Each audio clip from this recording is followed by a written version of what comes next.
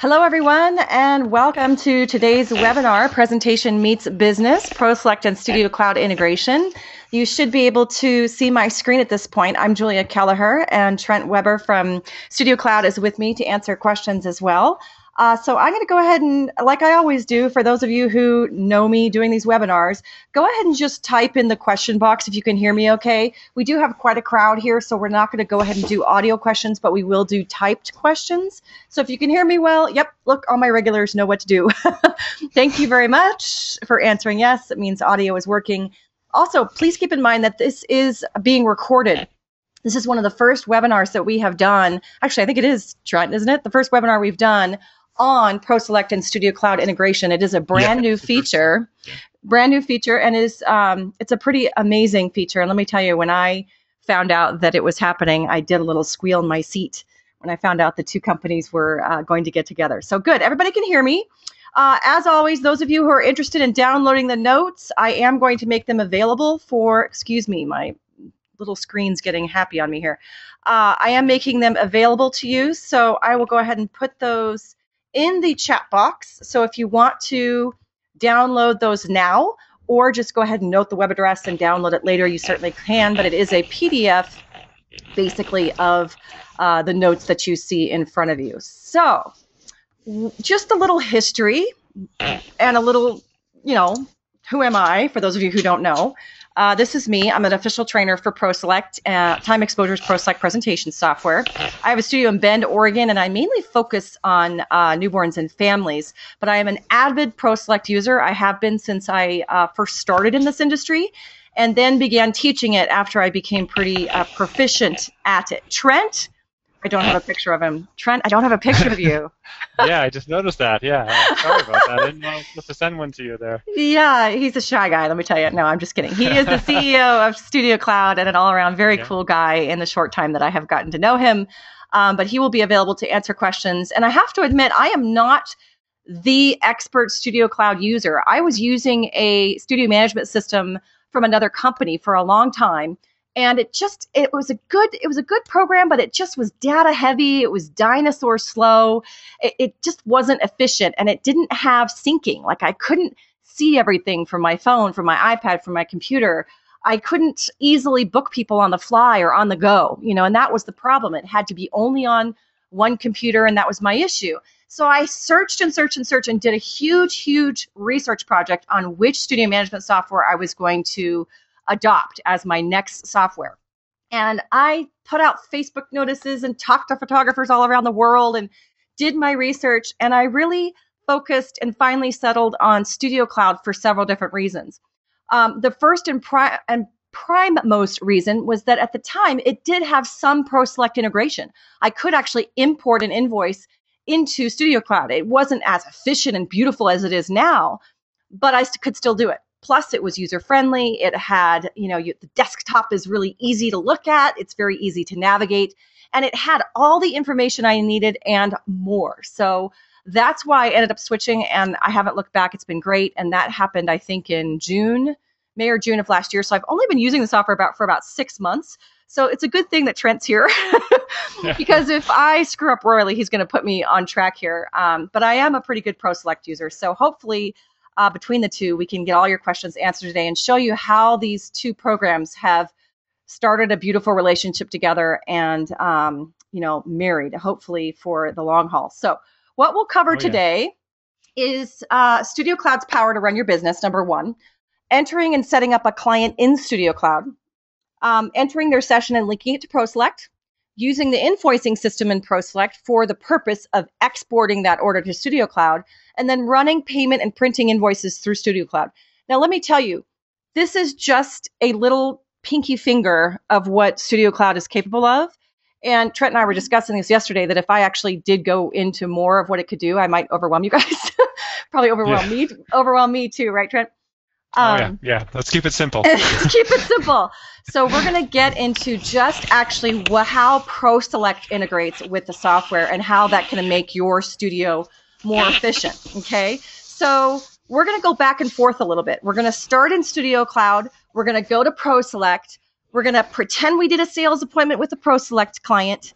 And then we're going to export that into StudioCloud and run payment. Okay, all seamless, all in one transaction, no dual entering of data, and highly efficient with a swiped credit card transaction, which is something most photographers don't do. And you can get yourself into trouble if you don't do swipe transactions. Key transactions are not nearly as secure and not nearly as easy to defend, I should put. If a client wants to contradict or challenge the credit card payment with a swipe transaction and address data and things like that, it's very hard for them to challenge that. And of course, StudioCloud uses merchantware credit card processing, which is what you do have to use in order to run credit cards through StudioCloud. But I gladly switched over. Their rates are fantastic, and I gladly switched over with the ease and use of and convenience of using StudioCloud's credit processing. You also do get the lower transaction rates when you do a swiping. It's a little bit lower than keyed in. Good point, Trent. And I didn't even mention that. If you do a swipe transaction, not only is it more secure, but I mean, I think I pay 1.75% or something like that per transaction versus 3% on a keyed. So thanks, Trent. Good, definitely good. That's what I'm here for. It's just those little things. Little things that come through, huh? Okay. Yeah. And just another short administrative note. For those of you who have questions, go ahead and type them in the question box. Trent's going to keep an eye on that. And if he sees a question that's really pertinent to the topic we're covering at that moment, he'll jump in and answer those questions. Even though I tend to talk a million miles an hour, I have no problem with him interrupting me if there's a good question. Otherwise, we will go ahead and try to finish out those questions at the end.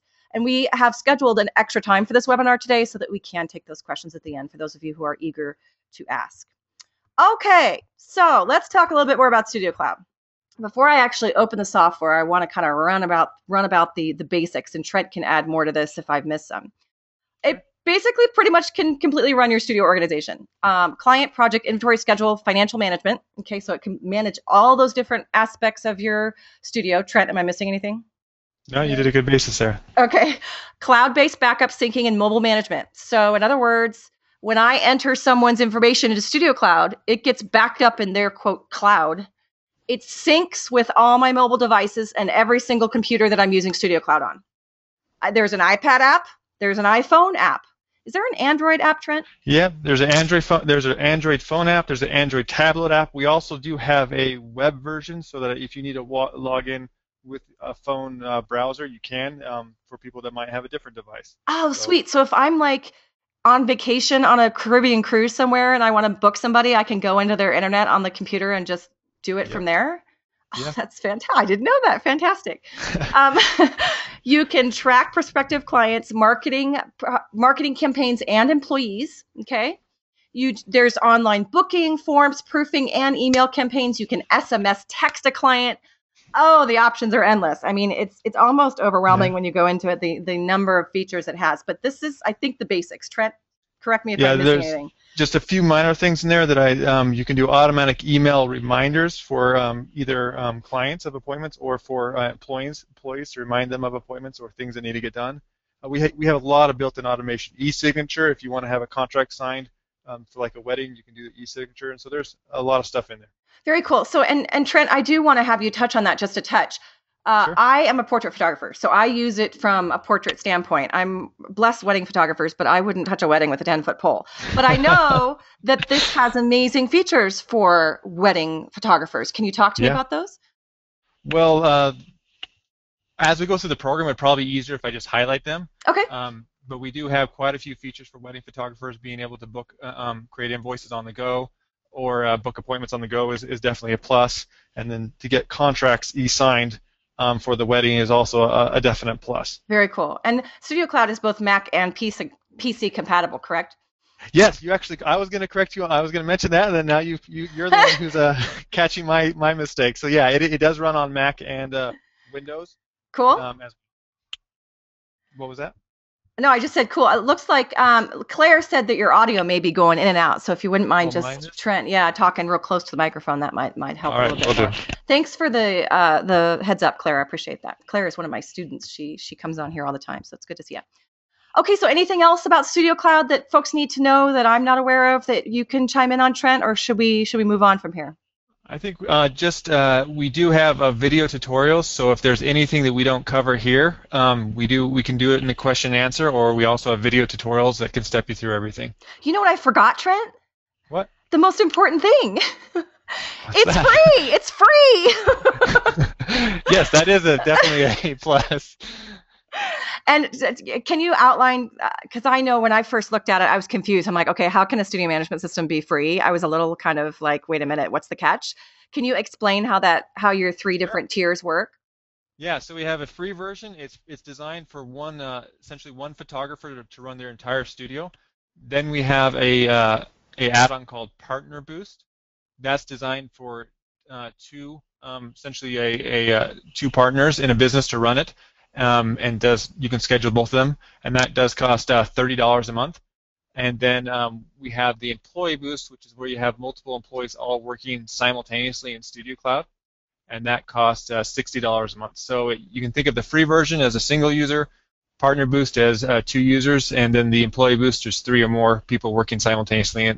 And the Employee Boost does have a lot of employee-centric features such as time tracking, employee scheduling, and assigning employees to either a session or to a project in order to get it done, stuff like that. Okay, We cool. also have paid for add-ons, online booking, online proofing, online questionnaires and e-signatures, stuff like that. Okay. And then what happens like when your studio gets so big that you start having all these clients? Do you have to pay for storage space for you guys to back that up? How does that work?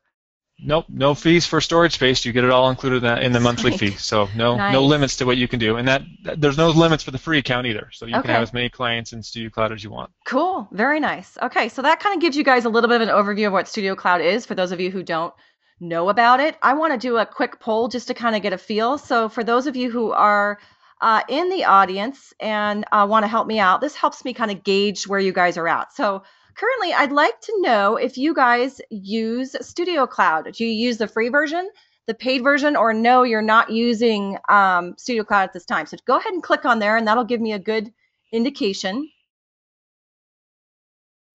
I'll give you guys a second to do that. Okay, I'm going to close this out in 3, 2, 1, closing, and I'm going to share those results. Okay, so most of you are not using Studio Cloud, so hopefully Trent and I gave you at least a good starting point as to what Studio Cloud's capable of, and we're going to go in today as to how ProSelect integrates with that. Some of you are using the free version, and then some of you are also using the paid version as well. So now I'd like to know if you use ProSelect. Do you use the basic version, the pro version, or no, you're interested in hearing more about ProSelect?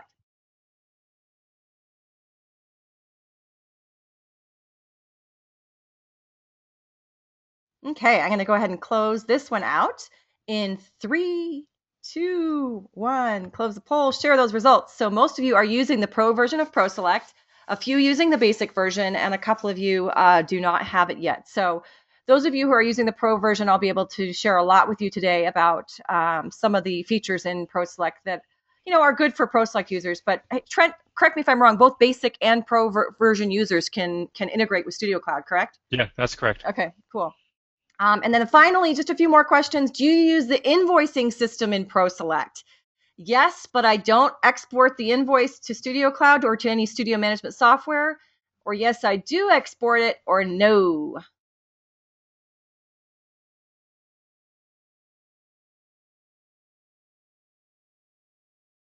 Excellent. Okay, I'm going to close this one out in 3, 2, 1. Close the poll, share the results. Okay, so half of you are not using the invoicing system, so I'm going to explain how to do that today. And then just less than half of you are using it, but don't export the invoice to your studio management software. So this is going to be a super helpful webinar for you, especially if you use, obviously, if you use Studio Cloud. And then finally, if you are a Studio Cloud user, do you use credit card processing? It'll help me because this is going to be something that you can use very much so as we go through if I teach you how to do this with a merchant provider through Studio Cloud, it will make your life a lot easier. So, okay, going to close this one out. Oh, hurry up and vote. Come on, you guys, let's go. 3, 2, One.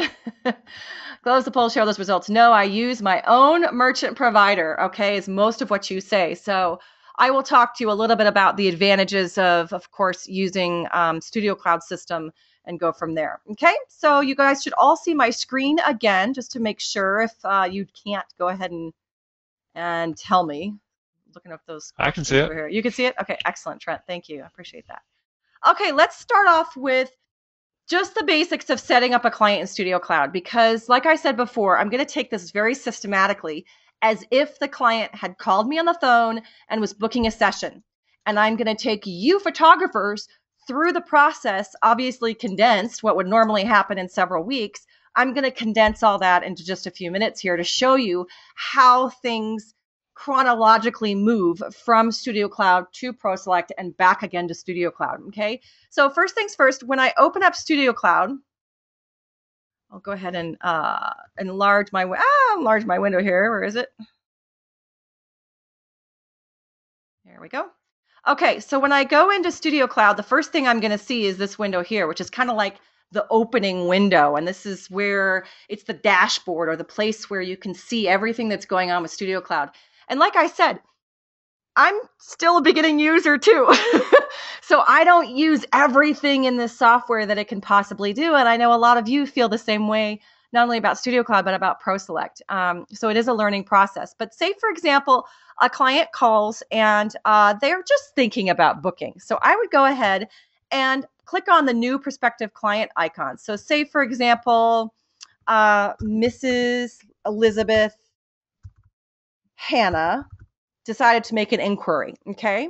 I can write down her information, her email, her address. So I'll just put that she's in my town of Bend, Oregon, and just kind of put some basic information here, because obviously this is fictional, but that's okay.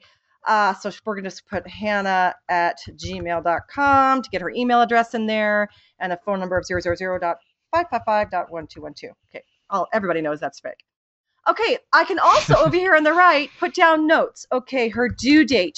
I'm a newborn photographer, so I could put in her due date of, I don't know, 3/10/14. Okay, so she's due coming up on March 10th, 2014.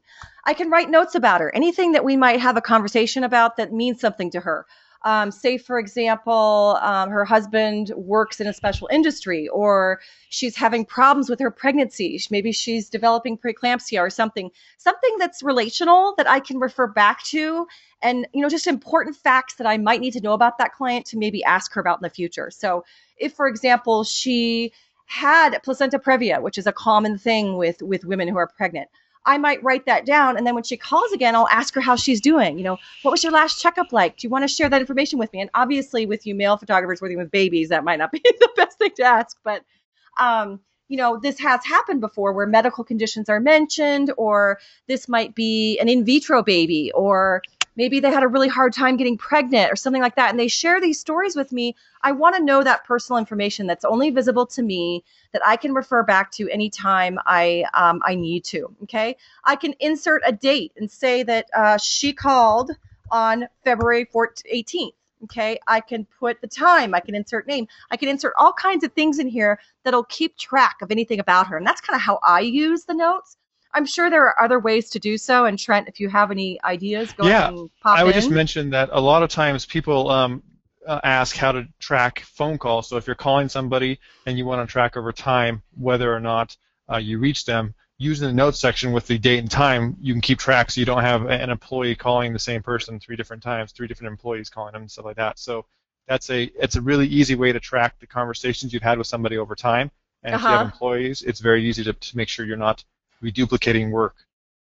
Great. I mean, that's just a fantastic use of it. And I definitely take notes for phone calls and things like that. And when I talk to them, just to have that record, especially when you start getting lots of clients calling and you're like, oh, who is Elizabeth Hannah? What did she do? You start to get a little crazy, and having this access to these notes here can be super, super helpful. Okay. We do also, if I could also add on to that real quick, we have a paid-for add-on called Cloud Forums, which lets you do online questionnaires where you can actually email a questionnaire to a client to have them fill out, and it will automatically add them as a prospective client to StudioCloud. So It just makes things a lot easier and faster for you. As a matter of fact, I want to highlight that on my website. Let's see. Let's go to my website here. I actually use that feature. So I'll go ahead and show you my contact information page. And it's just a simple contact form.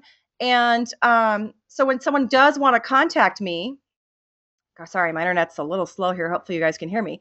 This is what the form looks like. Okay, so when they want to inquire with me, they simply fill out this information, check all that apply, and submit it. And when that happens, when they send it to me, so I can go ahead and save Miss Elizabeth Hanna as a prospective client. Okay, so when that happens, I go over to clients, prospective clients, and everybody who has emailed me inquiring about a session is listed as a prospective client. Okay.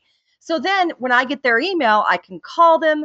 Jessica emailed me. I can call her, talk to her on the phone. As a matter of fact, you can see this is the notes from her email that she sent me. I can insert the date of, where'd that go? There we go. February 18th. Called and left a message, which is exactly what I did this morning.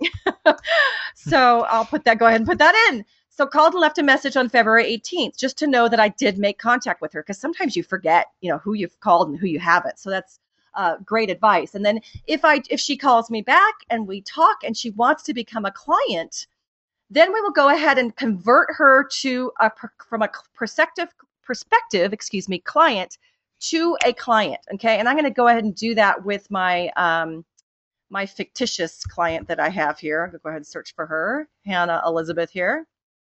Okay. So here is my fictitious client. Let's see, correct that there. Now she's called back. She wants to book. I'm going to go ahead and create some options for her. So I'm going to create an event with the client. So this would be her, her session date. Okay. And my UPS man just walked in the door. Yeah. Kelleher. Thank you. That's just perfect timing, huh? UPS man always comes in. Murphy's Law, isn't it? Murphy's Law, So I'm going to create an event with her. So she's booking her session with me. So I'm going to go ahead and put down that she's booking a session. It's going to be, let's see, we'll put her in as a newborn session. Okay.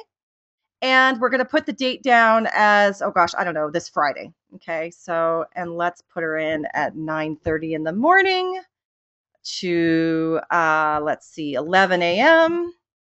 And I click the confirm button when they have paid, and it's a real deal. Like, it's really happening. So I always click that confirmed button when I know for sure that it's happening. Okay. The other thing that I do is I highlight which marketing campaign this session is coming from. So I have a large display at St. Charles Hospital, which is where I get 70% of my clients. So I will go ahead and put down that she was from the St. Charles Hospital display, and there you go. Now, if I have employees that I need to put on this session, or equipment, or it's on location somewhere, I can set up those things inside StudioCloud and then select, which location we're going to be at, especially if you're a wedding photographer. I think that's particularly helpful. And I'm sure Trent can chime in on ways to use those features a little bit better.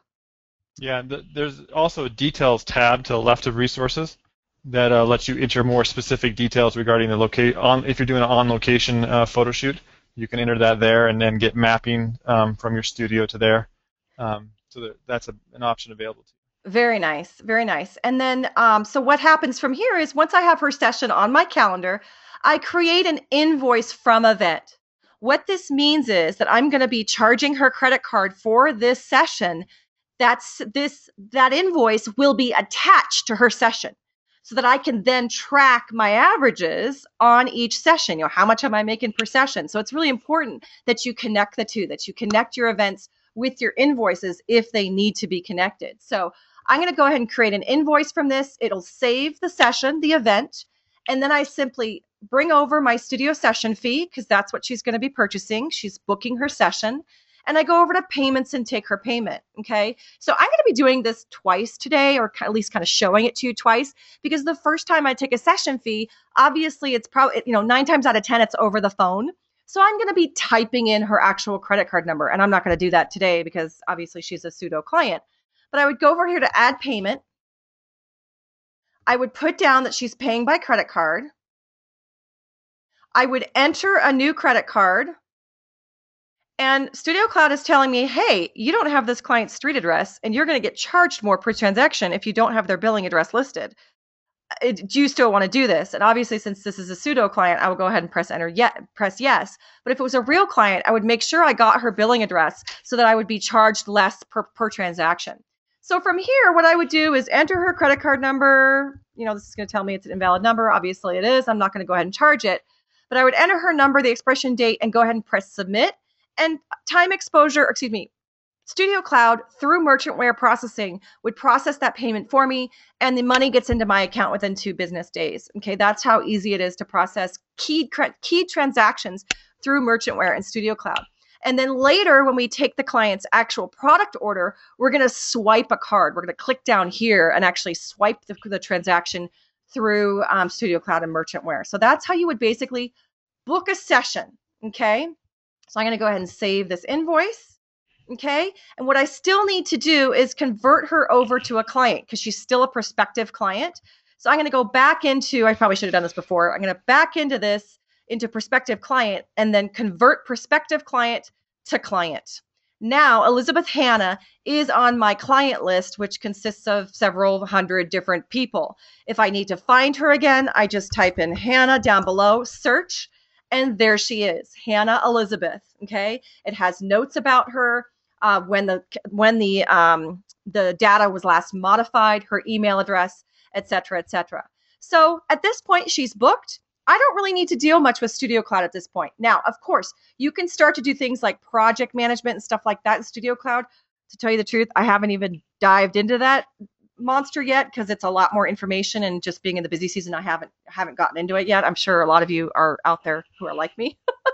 Yeah, when do we have the time, right? But I will eventually. And then you can do client projects and actual orders and things like that will track the progress of an order, et cetera, et cetera. So StudioCloud, under this projects tabs, has some incredible, powerful features that I haven't even dived into yet. But like Trent and I discussed yesterday, getting into that would just be way too much information for you guys at this point. Yeah. So, and I know you guys do webinars. We do have video tutorials that cover that. So if you want to, you can go watch those. Okay. I should probably go do that. I should also mention, when the way you showed to take the credit card, you can also save a credit card number for later processing.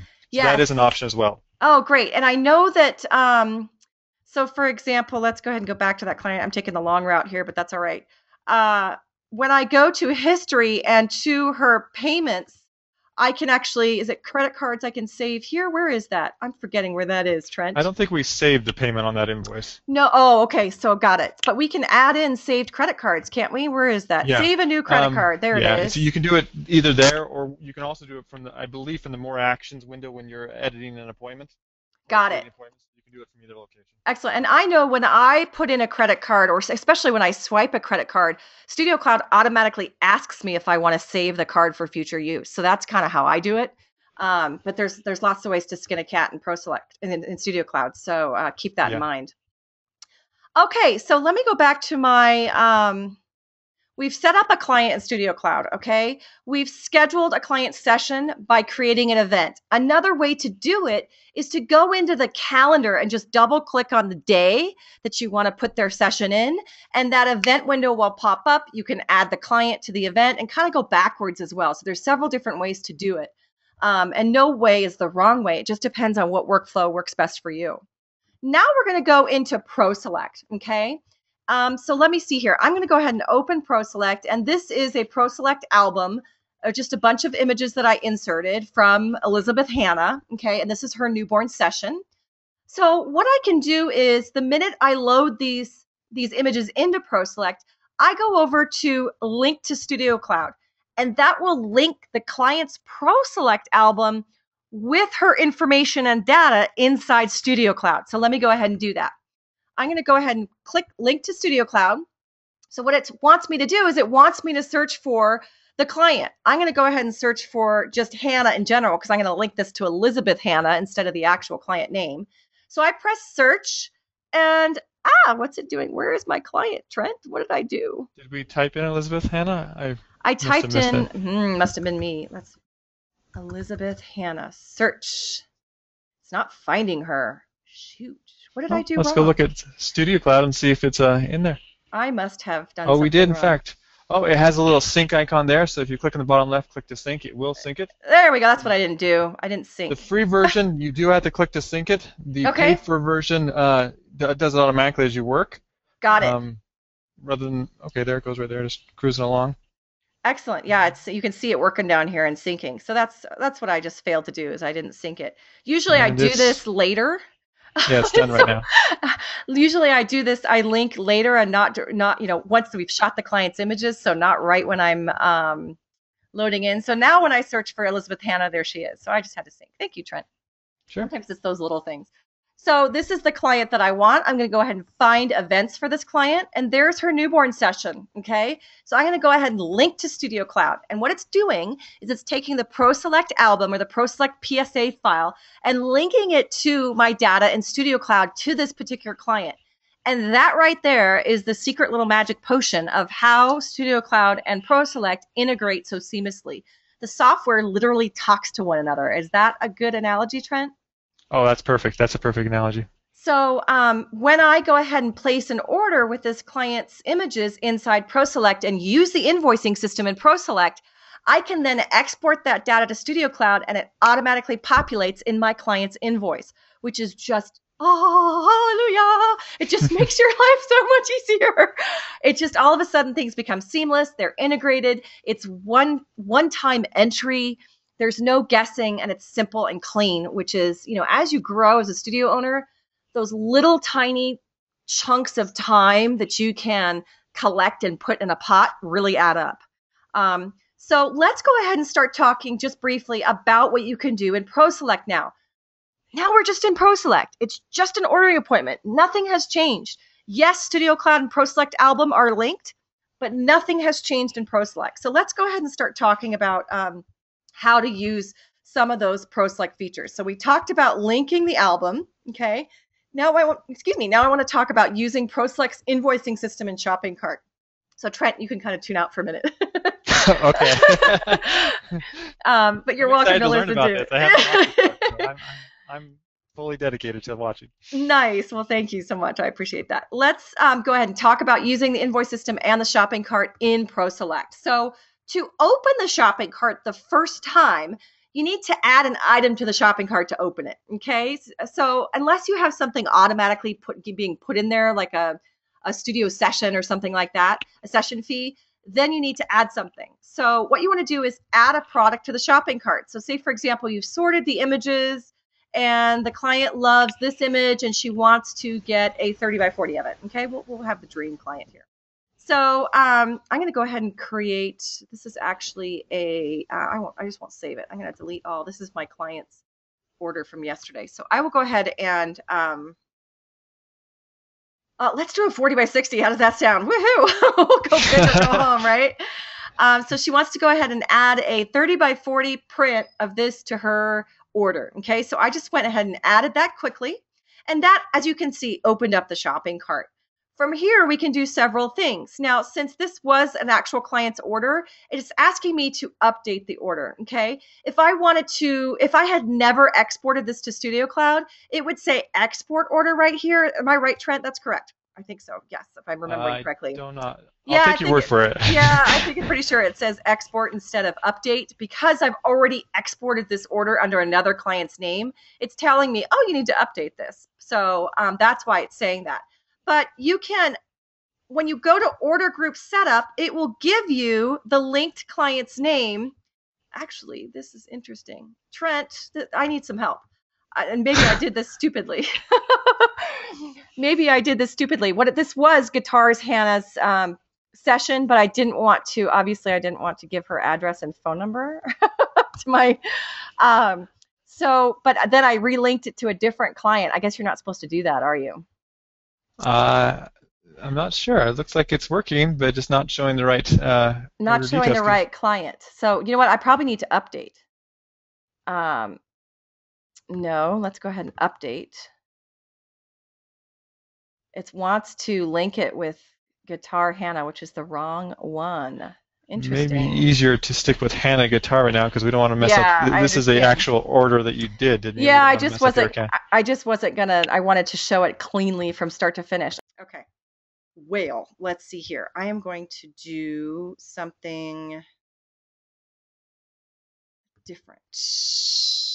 Unlink from StudioCloud. Just 1 second. I'm troubleshooting, guys. This is a good way to. Okay, so let's go ahead and do. Matter of fact, I'm going to do this the real raw way. We're going to go ahead and export out selected sample images to a folder, export. I'm going to just create a whole new album and we're going to start from scratch. Hannah E, create, export. What I'm doing, guys, just so you know, is I'm taking the images from this album as little web files, okay, because I just need something to show. And I'm going to re-import these into ProSelect as an entirely new album so that we're starting from scratch and I'm not using an old client's stuff, which was my stupid error. So I apologize for that in advance. So we're going to go ahead and export that. I'm going to go File New, so that'll clear us out. Now I'm going to add that Hannah E folder that I made on my desktop. We're just going to add that as if it was a brand new client. I had just edited these images and I'm importing them into ProSelect to show her at her viewing appointment. Okay, that's what I'm doing right now. So I'm doing this just fresh. That way StudioCloud and ProSelect won't get confused because of my inadequacies. So here we go. We're importing those 35 images and here they are. It's a brand new album. So I'm going to go ahead and file Save Album as the Hannah E album. Save it on the desktop. Okay, so now my ProSelect album is saved and I can link it to Elizabeth Hannah now. So I'm going to search for Hannah. And look, 2 clients popped up. I'm going to find events for Elizabeth. Say, yep, that's the one I want. Link it to this StudioCloud event. Okay, now I can go in and order this image here as my 40 by 60, opening up my shopping cart. So here's my 40 by 60. Going to go ahead and add it to the shopping cart in ProSelect, still in ProSelect. Now you'll see it says export order because this is a brand new album with a brand new client. Okay, so when I do order group setup, what you'll see is StudioCloud has already exported the information from StudioCloud to this ProSelect album because I linked it, which is wonderful. Now in ProSelect, I don't have to populate this information. StudioCloud is doing it for me because I linked the data from StudioCloud to ProSelect. Does that make sense, you guys? Hopefully it does. So I can update from StudioCloud. I can add from StudioCloud. I can do all kinds of things within the ProSelect group window. And then when I need to export the order, I can do so here. But I'm going to go ahead and create more in this order. So let's see. I'm going to go ahead and create. Let's go in and do. We're going to go into layouts, excuse me, and we're going to do a gallery wrap canvas. So I'm going to go ahead and pull up in a template, pop the image in there of this one, and order it as a gallery wrap canvas. Okay, so we'll do a 24 by 30, add that there. Okay, I'm just adding things to the shopping cart through ProSelect. And I know I'm moving a little bit fast, you guys. And, I can't teach you everything about ProSelect's invoicing system, right within this, short webinar, but I do at least want to give you a taste of how the invoicing system works, okay? For complete information on setting up pricing and the invoicing system in ProSelect, you want to go to the time exposure webinar archives. And you'll hear my voice so much it'll make you sick. Because there's tons of recorded webinars on there that you can refer to as data for the future, okay? So let's go ahead and do a layout. Let's do, for example, a little storyboard. We'll make a sweet little storyboard of this cutie. So let's put a nice big image in the middle. We will do this one. Oh, I jumped the gun Julie, there. just to understand correctly, you're going to be doing this in front of the client, right? Yes. Doing this over a projector so the client can watch what you're doing. Exactly. You're exactly right, Trent. And so I'm kind of pretending that this is me working with a client. Okay, so I'm just creating a cute little storyboard for her right now. I will do a double mat on it. And she loves this. Okay, she wants this. She's like, oh, this is fantastic. Let's order a 10 by 20 of it. So I'm going to go ahead and click the shopping cart icon. Here I'm going to create a custom product because it's a layout and I haven't set up this template to be quote, priced. I haven't set up a pricing item in ProSelect for it, so I can just create a custom product, okay? So I'm going to create a 10 by 20, and this is going to be a frame storyboard, and the price is going to be $500, okay? If I wanted to make this a permanent part of my price list, meaning the next time I ordered this template with a client, all I have to do is check add this to price list portraits and collection, and then add to order. It will add this 10 by 20 storyboard to the client's invoice, but it will also add it to the price list, portraits and collection, so that when I go to order this in the future, it will have the $500 price list item listed along with the presentation option and the size all ready for me to go. So I'm going to go ahead and press add order, and there's the storyboard. So our client's order is now up to $2,100, which suits me just fine. Well, she's going to go ahead and add all our digital files. So let's go ahead and add an adjustment. An adjustment is for a product that doesn't require a finished JPEG for you to upload to your lab. Or an adjustment is a positive or negative global change to the shopping cart. So say, for example, you're going to add shipping, okay, or a 20% discount for the entire order. Those kinds of things are order adjustments. You also want to put your book orders in here, and this is all in the notes that I'm giving you guys today. You would also want to put book orders in here because there's currently no pricing set up for the Working with Books module. If I had design fees, I would add those here. I'm also going to add her digital files. Okay, so digital files. She's adding those on at $1,000. Oh, I love this order. This is a great one. So we have a total of $3,100 in her shopping cart. Her group setup is already complete because StudioCloud imported all that information for me. Now I can simply add or change a payment. Okay, so I'm going to go ahead and add a 50% payment. I can simply type in 50% here to calculate it. ProSelect calculates that payment. I'm going to take it by credit card. I can put the last 3 and 4 numbers of the credit card here just for reference sake and press save. Okay. Other things that I like to do is perhaps put in notes that says remaining balance due at order completion. Just so when on the invoice, boy, I can spell real well. Can I? Completion, is that right? Whatever. Anyway, I'm an artist. Yeah, I use that excuse.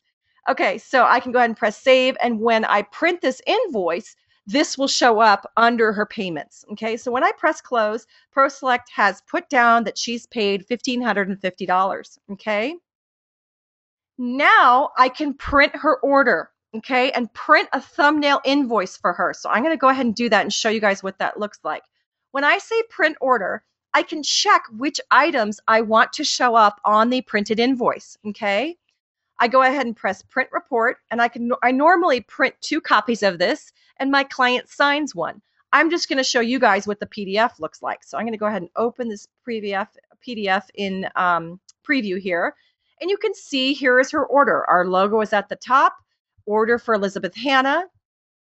It shows her 40 by 60, her 24 by 30 image wrap, and then her triptych, her studio session fee, and her digital files. Now, granted, I have already taken the session fee when she called on the phone, so normally I wouldn't show this here on the invoice, but you can if you like, okay? And then you can see here the remaining balance due, et cetera, et cetera. Then I have an authorization form and an order cancellation and copyright notice down here.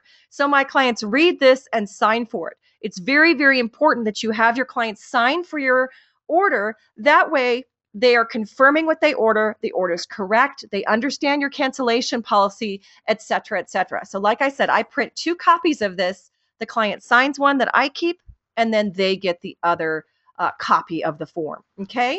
So now, once that's done, I'm still with my client. We're still in the sales room. It's time for me to export the order to StudioCloud. Okay? So when I press export, StudioCloud says, oh, this is linked to this client. Is this the order that you want to export? Yes, please. She's ordered 5 items on 2/18/14. There's 1 payment made. Okay, so when I press export, it exports successfully to StudioCloud. Okay, so now it's simply a matter of going back into StudioCloud. So here we are in the steps, guys.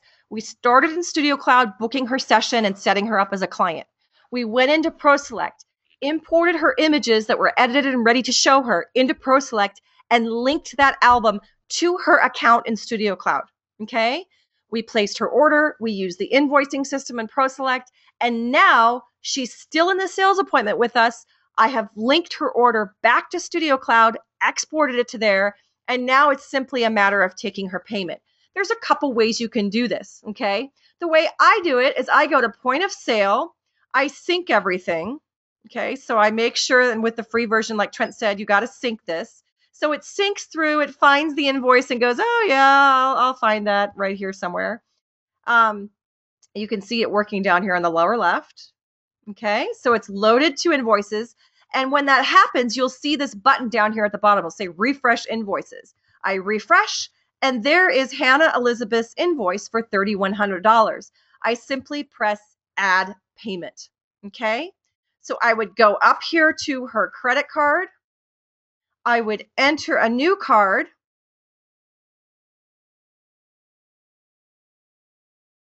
And then I would click here to swipe a card.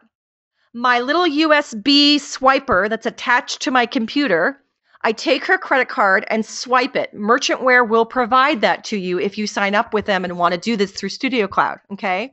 I swipe her card, and the minute I do that, it reads it through the USB, which obviously I can't show you guys here since we're on the internet, but it would say running transaction, card processed, and then when I closed it out, it would ask me if I wanted to save the card for future use, et cetera, okay?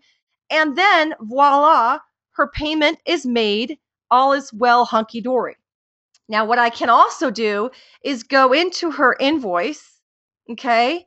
Under payments, if she had made a payment, there would be a little icon here to print her receipt. I would go ahead and print that receipt and have her sign that as well, since she will be signing for her credit card there. Okay. So, and obviously, since I'm not actually running a transaction, there's no payment applied here. Oh, am I on the wrong invoice? I'm on the wrong invoice. Oh, where am I? There we go. Here we go. And again, here we go. Since it says I processed a payment, I can simply print her receipt. Okay. And it doesn't look like I have an option to do a PDF here, so I can't show you what that looks like. But I can print 2 copies of her. I can show open PDF as preview. I would print 2 copies, one for her to sign and one for me to keep. One for me to keep that she signs, and then one for her to keep. And you can see this acts as her receipt for charging her card through Merchantware and StudioCloud. And I've taken her payment. From there, I've already printed a ProSelect invoice. If I wanted to overkill it and print her another invoice, her StudioCloud invoice, I could do that. When I do that, up pops, yeah, say that 5 times fast, her invoice here as a PDF, and I can then print that, and that is her StudioCloud invoice that she could sign as well if you really wanted to. Now, StudioCloud does allow for thumbnails, and Trent, you have to answer this question for me. Will those thumbnails transfer over from ProSelect at this point? Not at this point, but we might have something coming here in the future, which I cannot announce or anything like that. They might be working on that, guys. So you can actually, if you want to, put thumbnails of the images here on her StudioCloud invoice. However, right now I'm doing that through ProSelect, where I can actually show her thumbnails of her product like I showed you earlier. But this would be a great invoice to print out as the pickup receipt. You could put a notice down here that says she's checked her order and she likes it and she's taking it and she's responsible for it now. So this would be a great invoice to print out as her pickup receipt when she picks up her order from the studio. So that is the basics of going through from StudioCloud back to ProSelect and back to StudioCloud once more. And like I said, I've been using this software for 6 months. I started doing this. I adopted the software in late May, started learning it on the fly with my clients through June, July, and actually started taking credit card payments with it the beginning of July using ProSelect's invoicing system and exporting back then when the two weren't even integrated. So now that ProSelect and StudioCloud are integrated, it's even easier for the 2 pieces of software to communicate and to make your life taking a sale and processing a credit card that much easier. So let's see, make sure I don't have any other things to add in before I let let Trent chime in on things I did wrong or perhaps could have done better. You did So great. I thought that was great. if you well, thank you. If you want to look at these notes, there's much more detail in adding an order, book orders, layout orders, order adjustments, and extras in ProSelect. And then it also talks about order groups. It's basically Australian for client. I mean, ProSelect was written in Australian as far as I'm concerned. I love Peter to death, but sometimes I tease him for his accent. And the Australians have different words. So a group is just a client, the name of a client, okay? And so that's what links to StudioCloud, and StudioCloud will populate that information in ProSelect, and that is just fantastic and makes life a lot easier. We talked about adding payments. We talked about printing an invoice in ProSelect and having your clients sign it. We talked about exporting an order to StudioCloud and taking a payment in StudioCloud. So these notes are available to you guys, and I'm going to go ahead and copy and paste that link again so that you'll be able to see it and download those notes. To find me, this is the best place to do it, social media. To find StudioCloud and Trent, just email support@studiocloud.com, or for more information on the software to sign up for it, go to studiocloud.com. I can't tell you, they don't pay me, by the way, just so you know. Trent and I literally just met yesterday on the phone. And so I started using StudioCloud because I got such rave reviews from other photographers after doing a lot of research, and I couldn't be happier myself. So I speak truly as a happy client. So if you would like to go down, and it's free, what more could you ask for? StudioCloud.com, go ahead and do that.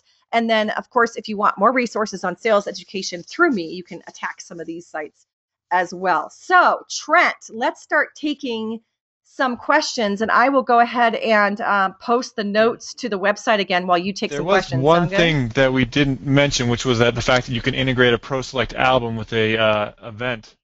Oh, yes. This is true. This is true. So I'm sorry.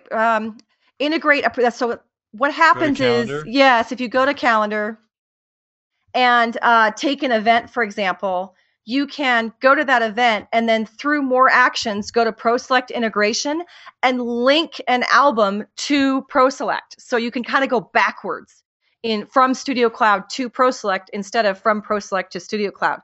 So you could either link the current album that's open to this session, or you can link a new ProSelect album to the event. So unfortunately, since this one wasn't set up right, I can't do it. But that's a great way to kind of go backwards. And I'm sorry I didn't get to that, Trent, but you're absolutely right. Am I saying that correctly? I don't normally do it this way. Okay. So it's really helpful. So if you have a client call up on the phone and they say, oh, I had a session with you a few months ago, you can go find their session and then you just can open up their albums right there. Oh, yes. Their album. Stupid me. I didn't even think of that use for it. That would be fantastic. That would be fantastic. So yeah, say your client calls 3 months down the road and says, oh, I want that 30 by 40 I forgot to order. Yeah, right. That never happens. But anyway, if they did, you could definitely open up that client and just link to their current albums. And what it'll do is the minute you click on this and it's linked, it'll open up that album for you in ProSelect right away so that you can order that 30 by 40 through ProSelect. So the integration is really deep between the two softwares, much deeper than it used to be. And I think that's where the power lies. Am I right, Trent? Oh, yeah. Yeah, okay. Sorry, go ahead. We do have some video tutorials on our webpage, on our help page, as well as written documentation for this, so you can see it walk through there as well.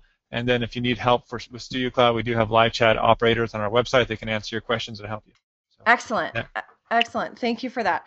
Okay, I'm going to go ahead and put the link to the notes that I created for you guys in the chat window. So again, if you're new to, or if you're just kind of jumping in on this, you can download the notes at your leisure. And then Trent, I'll let you go ahead. You can see the questions tab, correct? I cannot. You cannot. Okay. I thought I could at the very start, but okay, I couldn't. No worries. Well, Steve is asking if we can export to QuickBooks. Well, ProSelect does not export to QuickBooks because of a proprietary QuickBooks issue. And with StudioCloud, honestly, StudioCloud is a much better management system for financials. So I would definitely steer you that direction. But I understand, of course, people do get locked into financial management systems. But at this point, I think there is a workaround for it, but you have to convert a CSV file to a QuickBooks format file using freeware on the internet. So you kind of have to take an extra step, Stephen, to get that done. Okay. From StudioCloud, we can export out invoices and bookkeeping from StudioCloud directly to QuickBooks. Oh, very cool. I didn't know that. So you would just so if you did StudioCloud, you could go from ProSelect to StudioCloud to QuickBooks. Is that what I'm hearing, Trent? Yes. Yeah. Very cool. Okay. Mark is asking if the webinar will be available to download or watch at a later date. Yes, it is being recorded, and it will be available in the time exposure archives in the next couple of weeks. Okay, Meredith wants to get information on how to get merchantware, please. Trent, can you tell her that? I can.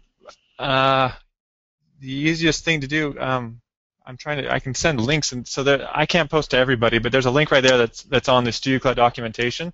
Okay, I will go ahead and post that, perhaps. Yeah, I will totally copy that. And then let me post the Merchant Warehouse link that provides information. Sure. And that one's the second one there is for Merchant Warehouse right there on how to get more info there. Excellent. There's the second one right there, everyone. So hopefully that answers your question, Meredith. Okay, let's see. A lot of the same questions, so forgive me for pausing and having to read over. Craig says, can client lists be imported from Excel or other formats? Trent? Yeah, we can show them. If you want to, do you have StudioCloud open right now? We can show them the. I do have StudioCloud open. Okay, just close that edit session window. Click on the clients icon right there, and then there's the import options. It's right below, right there. And so you click that first one, the import clients window, and then you have all sorts of import options there that you can do. And there's video tutorials that step you through all this. We're not going to spend the time, but you have all sorts of options of getting your data into StudioCloud. Oh, that's fantastic. So, and I understand that you're getting more and more Successware stuff available as well, correct? We just had a video tutorial go live today that showed you how to import your clients, calendar, price lists, marketing campaigns, invoices, and payments from Successware into StudioCloud. So, excellent, because it used to be just client data files and not orders and things like that. Yeah, that's awesome. So a lot more options with Successware as well. Cool. Thanks, Trent. Let me keep going here. John Nacarado says, what about the logbook? Is that the same thing? Trent, I'm not sure what he's asking. Do you know what he's asking? He is probably talking about when we were doing notes, when we were typing in notes there for the client with regards to, we also have another option called the logbook, which you can use. Let's go ahead. So you have the notes section there, and then the top right, there's a tab called logbook. Right there, and that you can use to also track things that you've done with a client, and this shows you everything that's ever been done to a client, and you could also enter in there by clicking the new entry. You could enter their phone calls or stuff like that. It's just another way to do it. It's a pure preference. So the notes section works just fine, or the logbook, whatever. Excellent. I didn't even. It just goes to show, John, you're smarter at this than me, because I didn't even know about the logbook entry. So good to know. I appreciate that. You're about to close StudioCloud, so you want to hit no, and then hit the X on the right side. There we go. Thank you. I was not paying attention. Thanks, Trent. Okay, let's see. Tara says, how did you set this up on your contact form? Well, Tara, you have to go through, where is it? Is it Cloud Services? Is that where? Yeah. Under Cloud Forms. And then under Manage, that will help you manage your forms and create them. Okay, so I have a Contact Us one. And then I basically just embedded it into my website. My website is a WordPress blog, basically, and so it's super easy to just create a page that I embedded that form on. So not too tough. Just go to Cloud Forms, manage forms, and go from there. Okay, Tara? Trent, do you want to add anything on that? I think you did wonderful there. I have nothing left to add. Okay, good. No, I just want to make sure, because I'm still unconfident in my StudioCloud knowledge. So I'm like, am I getting everything? You're doing great. Okay, Karen asks, to clarify, does the presenter use the email add-on feature that allows the integration from her website to the prospective client feature in StudioCloud? I don't think so. I use the free version, Karen, and CloudForms was something I could use very easily without having to do anything else in StudioCloud or upgrade or do anything like that. Am I correct in that, Trent? I did this a while ago, so I'm kind of having trouble remembering what I did. CloudForms is a paid for add-on, so okay, so I did. You may have done something because of your connection with ProSelect to give you that. I don't know. Okay, that must have been great. You have that. I know I created it a while ago, so I must have paid for just the CloudForms upgrade or something like that. That's probably what I did. Okay. I don't remember, honestly, but it's a great feature, and having them import, when they do an email inquiry and they import right into as a prospective client into StudioCloud, it's so nice. It's just like, the less I have to type, the better it is for my right side artistic brain. Let me tell you that. Okay. Can you please show the links to download the notes? We did that, Muffet. Hopefully you got those. Okay, let's see. Hayward says, how do you get the link to StudioCloud option in ProSelect? Well, Hayward, you probably have to upgrade. It is on the latest version of ProSelect, so you definitely want to upgrade to the new version. It is a feature of the latest 2014 version, so you will need to upgrade, whether that means you're on the lease program and you get automatic upgrades, or if you actually have to upgrade your Support Plus program, but you do need to upgrade to get this feature. Okay, let's see. Answering upgrade questions. Cindy Romano says she's an information overload. Yeah, I know, Cindy. That's why we didn't get into the other details of StudioCloud. We thought it would be even way more TMI. Okay, let's see here. You guys are being patient with me and my floundering in the software, so thank you. Okay, let's see. Craig asks, what tools are available to help transition from another software to StudioCloud? Depends on which software. We do have written tutorials on everything, and we also have live chat operators and support that can also help you. But if you go to our help, if you click on help on our website, we have written tutorials and video tutorials for a lot of stuff that help you transition into StudioCloud. Excellent. Mary Small has a great question. Actually, I want to ask this too. I think I know the answer, Trent, but I'll go ahead and ask it anyway. She says, if other family members are present at the sale and they want a separate invoice, when you create a new group in ProSelect, can that be synced to StudioCloud, or do they need to be entered into StudioCloud first? The client does need to exist in StudioCloud first at this time frame. Okay. So good to know, and that may be changing in the future, but you do need to have that grandma or aunt entered into StudioCloud before you can link them. But can you link two clients to the same ProSelect album?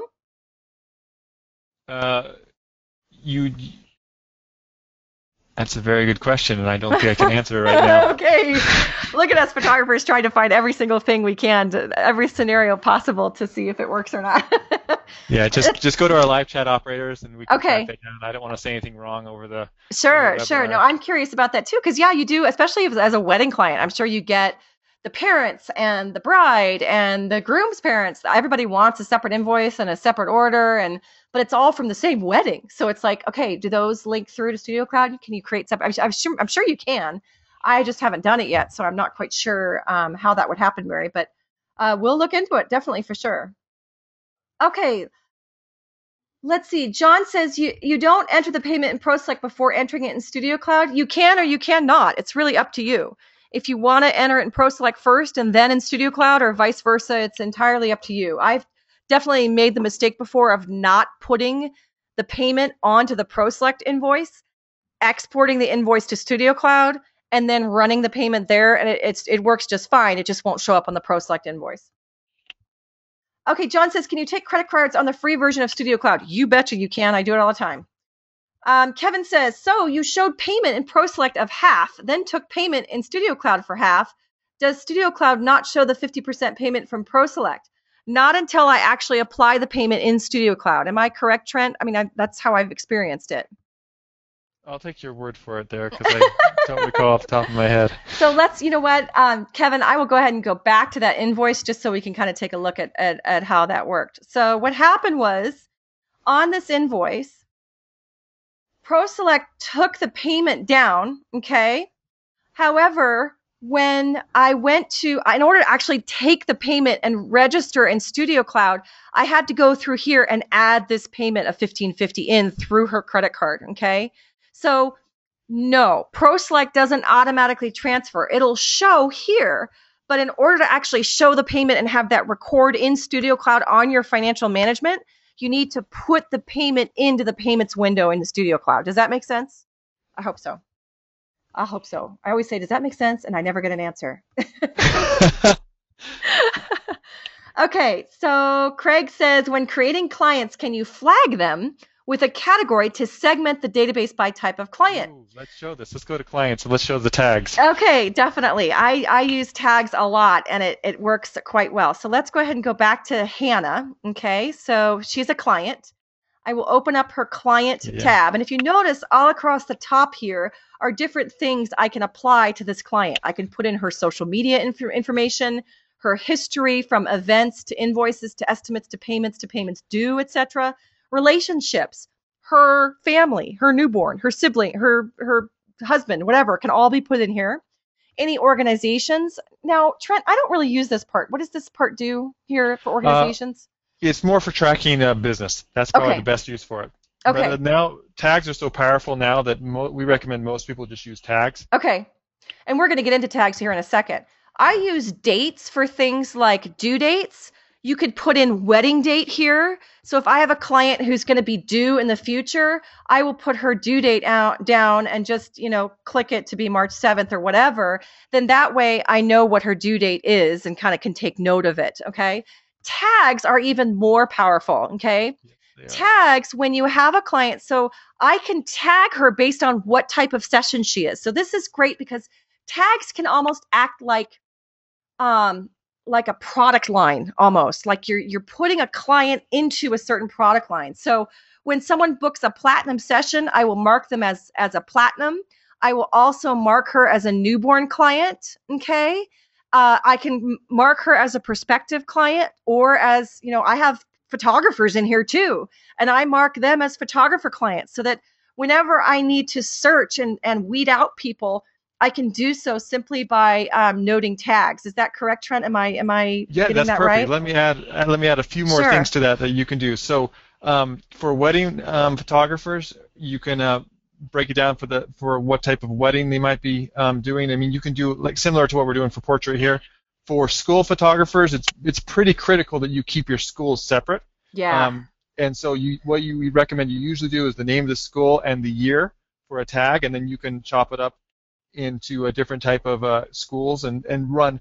We have all sorts of powerful reports that you can run to see how much money you're making on the different tags, as well as you can do marketing to specific tags. So it's really powerful, and we strongly recommend you look into that if you're going to be tagging. That is so cool. Separating your clients. I just started using tags really in the last 3 or 4 months, and I have to say it's pretty cool. And just being able to kind of group clients into different areas is powerful enough as it is. But now that I know what Trent just said about all these, being able to market to them, et cetera, that's just kick butt cool. Thanks, Trent. Very nice. Yeah. Okay, so hopefully that answers your question, Craig. Let's keep going here. Okay, some of the questions are repeats, so I'm passing over those if they're repeat. Scott said, how do you put a disclaimer and signature at the end of the invoice in ProSelect and StudioCloud? Okay, well, in ProSelect, what you want to do is go up to ProSelect Preferences, okay? Then, under Pricing and Ordering, Order Report, okay? I have my order report message picked as the default, okay? To create a new one, just go under Edit Notes, Add, Test Message, okay? Just write your message in here, which is what I did, and save changes. So you can see here, my order report message was typed in here with just a client signature and a date, and saved, okay? That's how you get it into ProSelect. Then, when you go to print the invoice, okay, so review order, print the order, I want to append this message with the order report message, or I could just do my test message that I just created. So since I have this selected as the default, that's the one that will pop up every single time. And then I just check the box that says append the order report with this message, and that will be printed every single time on your ProSelect invoice. For StudioCloud, see if I remember this correctly, Trent. It's a good test. It's under point of sale. And I'm like, it's a good test. There we go. Point of sale. Under settings, right? Yeah. You go to customize the invoice and receipt. Yep. Okay. You can do invoice. You can just customize everything here, and your invoice product layout, your receipt settings, everything can be here. And this is my additional information here. Okay? And the signature is on the left side, left bottom, right there. Yeah. Signature is here. So if you want to include a place for them to sign, you just check this box here. You can have a couple of signature lines if you wanted two, so that you sign one line and they sign the other. Then it's really official. Okay. So let's keep rolling here. Just one second. Let me get back to my window I'm messing myself up here. I have the fly out windows set up on my Mac, and sometimes I get a little too eager with it. Sometimes they fly away. They fly away, exactly. David asks, how do you get started using merchantware? Hopefully those links helped you that we provided, David. Which version of ProSelect? The latest version works with StudioCloud. Let's see here, just looking. Can you pay bills with StudioCloud? Mary wants to ask. Like send checks, stuff like that to a I customer? guess so. I think that's what she's asking. I'm not sure. We do not have that built into StudioCloud right now, but we have a feature request sections under help where you can go there and request features. And if enough people vote for those features, we add them to StudioCloud. Excellent. Very cool. She also asked, can you use on more than one computer? Oh, yeah. You can use as many computers you want. The only restriction is you can only be logged in once for the free account on one of those computers. So if you log in on another computer where you're already logged in, it's just going to say, hey, it looks like you're already logged in somewhere else. Do you want to log out that other computer and log in? Yeah. Okay. Awesome. Stephen easily asked, I'm not sure if we can answer this, Trent, but he said, my StudioCloud sync doesn't complete. Is this due to space requirement on the phone? No. Just go talk to live chat operators and they'll help you. They'll be able to help you out, yeah. I had that issue once too, and I always find, Stephen, when I'm on a Wi-Fi connection with my iPad or my iPhone, I have a much easier time syncing. If you're trying to sync over 4G, it can take forever. So definitely try to be on a Wi-Fi connection when you do that.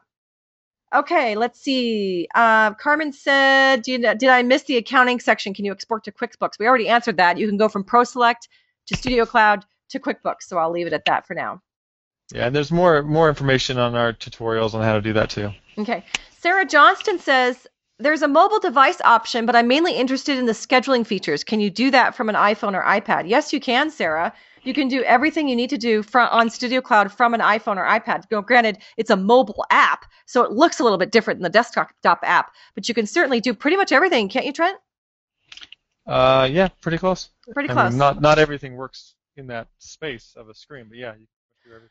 I have a question for you, Trent. Sorry to put you on the spot. But will there ever be a swiper like Square has so you can swipe credit cards through your mobile device?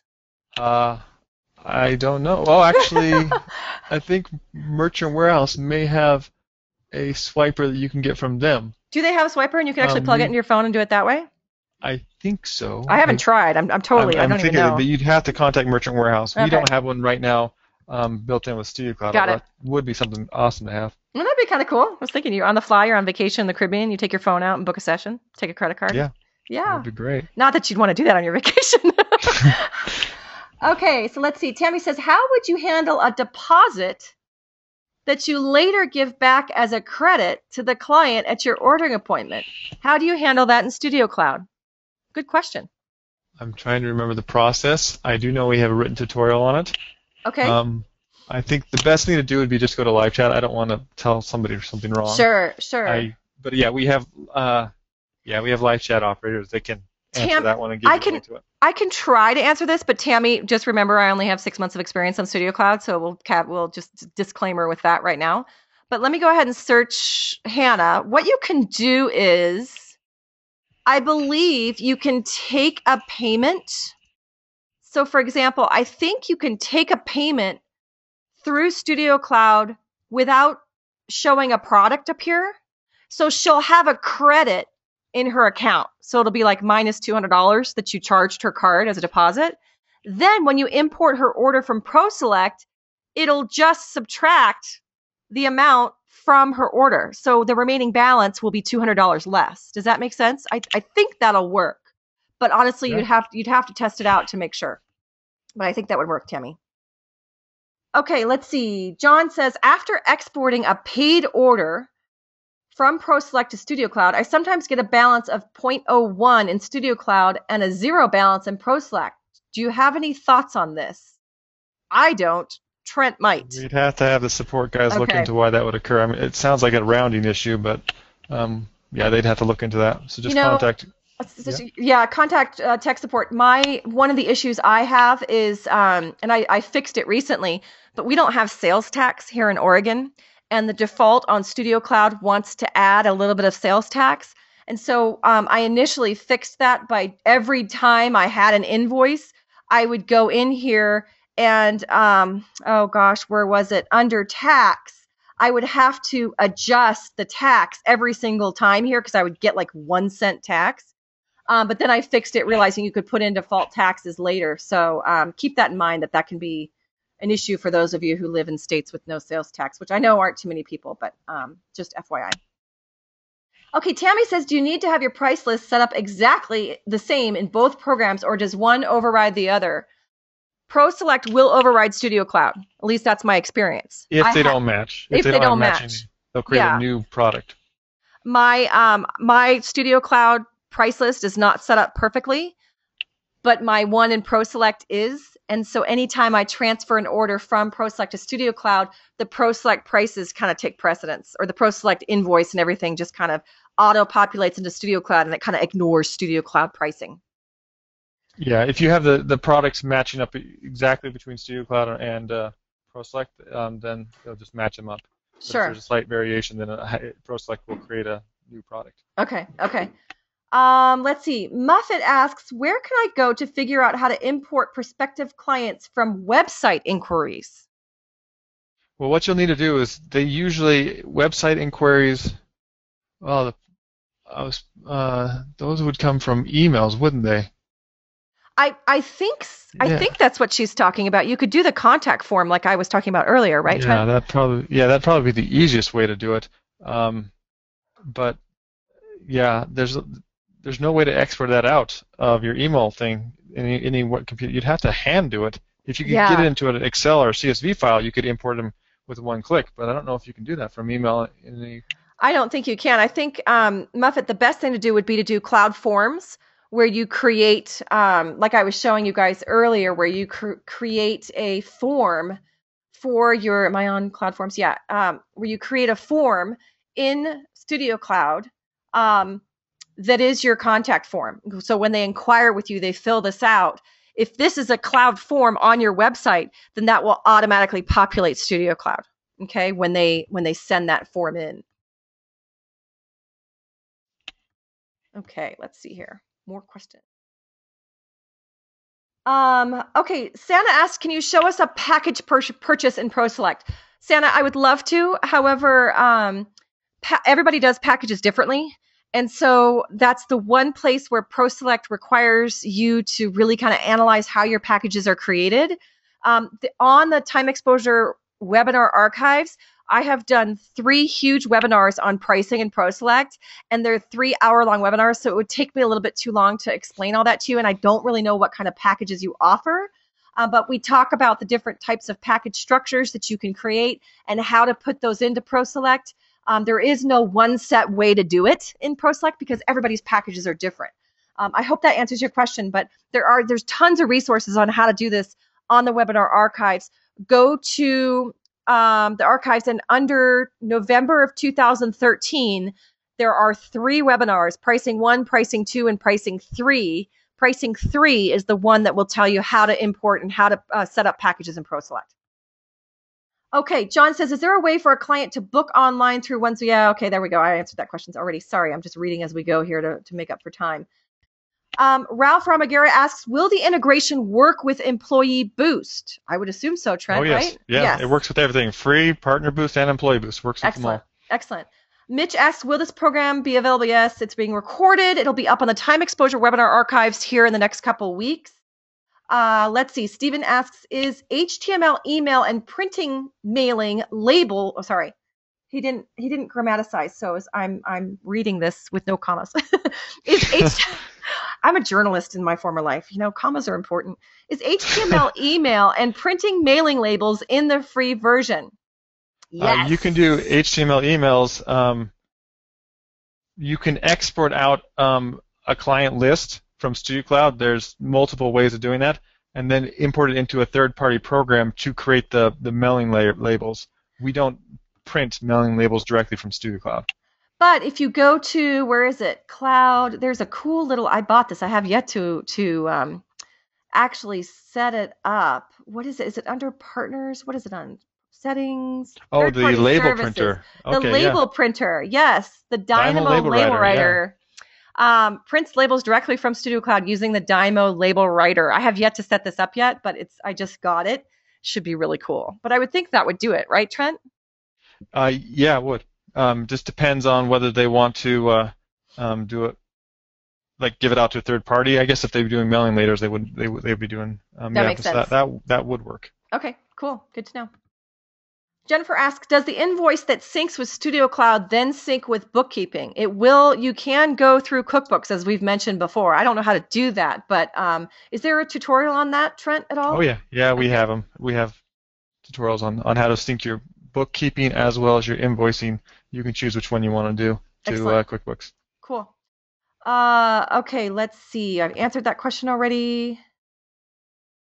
Tim asks, can StudioCloud automatically generate workflow tasks? We have a one-click method of doing that rather than automatically one. And I'll click on clients. Yep. And there's a little down arrow next to in the table there. There's a little square. That's the first one, and there's a trash can, a pencil. Yeah. Just click on one of those down arrows. Okay, let's get a decent client here. Okay. Yeah. And this lets you generate tasks for a client manually. And when you're creating a client, you can also do the same thing. And this is really there's a lot of detail that you can go into. But there is the way with using just that one click that we showed there to pre-generate all sorts of different tasks that you want to do with the client. Really helpful with regards to prospective clients, so to make sure you don't lose track of prospective clients, that you can convert them to paying clients. So you can use that button there, and also when you edit, go ahead and close this window right here. Mm-hmm. And if you could, I guess let's search for the Hannah one and edit that one so we don't show anymore. Excellent. Okay. Just edit that one right there. There's also a create button down there at the very bottom. Yeah, you can create a project with the client there, and you can do the same thing for sessions. You can do the same thing for invoices, and we have a bunch of video tutorials that step you through the whole project management solution and how to really customize it to meet your needs. It would take quite a while to go through it right now, but yeah. Yes, you can do that. Excellent. But it does take one click of the button, though. Excellent. Okay, let's see. Tim also asked, can you track average sales by salesperson separately from average sales by photographer, and again separately from booking consultant? We have commissions that you can do based upon the invoice that you can. We have reports for those, and I do not recall off the top of my head if it gives you the average sales. I do know it gives you the total sales and all that stuff.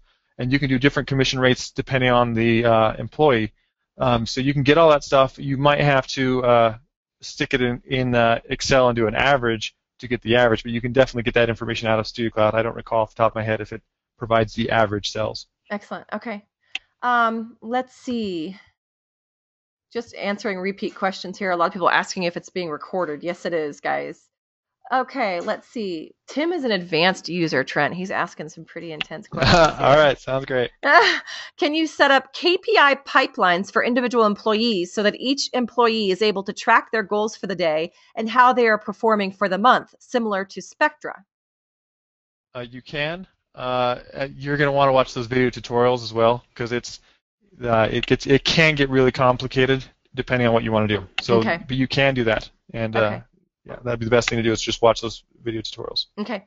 And Tara says, Julia, how do you get your contact page to sync to StudioCloud? I think we answered that with the cloud forms. So hopefully, Tara, you got the information you needed out of that one. Scott says, is StudioCloud a replacement for QuickBooks? I would say so. Wouldn't you, Trent? It can be. It kind of depends on the size of your studio, and a lot of times accountants have strong preferences on what you use.